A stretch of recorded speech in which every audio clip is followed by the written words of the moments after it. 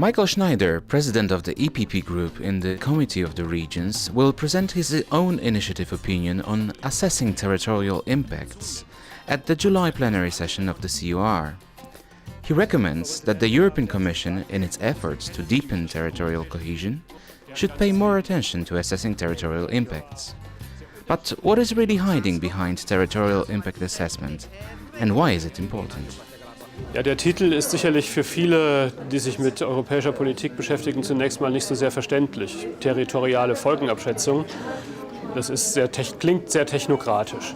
Es geht aber nicht um technokratische und rein juristische Fragen, sondern es geht in der Tat um die Frage, welche Folgen hat die europäische Rechtsetzung auf die europäischen Kommunen und auf die europäischen Regionen. Und mit dieser Fragestellung beschäftigt sich die Stellungnahme.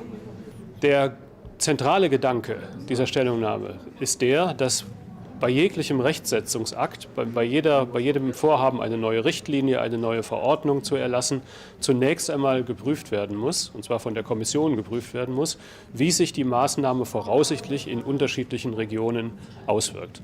Die Regionen haben einen wirtschaftlich unterschiedlichen Standard, sie haben geografisch unterschiedliche Lage und. Die Bevölkerungszahl ist unterschiedlich. Das heißt, das eine Recht, die eine Verordnung kann sich in unterschiedlichen Regionen ganz unterschiedlich auswirken. Und damit unerwünschte Folgewirkungen verhindert werden, sagen wir, muss vorab geprüft werden, wie diese Wirkung auf die Regionen aussieht. In most policy areas, powers are shared between the EU and the member states. A territorial impact assessment as part of the subsidiarity check could constitute a key argument for action at the EU level, should it demonstrate that this would be of greater benefit than action at member state or regional level. Was wir sicherstellen wollen mit dieser Folgenabschätzung ist, dass sich für die unterschiedlichen Arten von Regionen, für den unterschiedlichen Status, den Regionen haben, keine unerwünschten Folgen ergeben. Und insofern betrifft das Impact Assessment oder die Folgenabschätzung jede Region. Die Auswirkungen können natürlich auf die unterschiedlichen Regionen sehr unterschiedlich sein.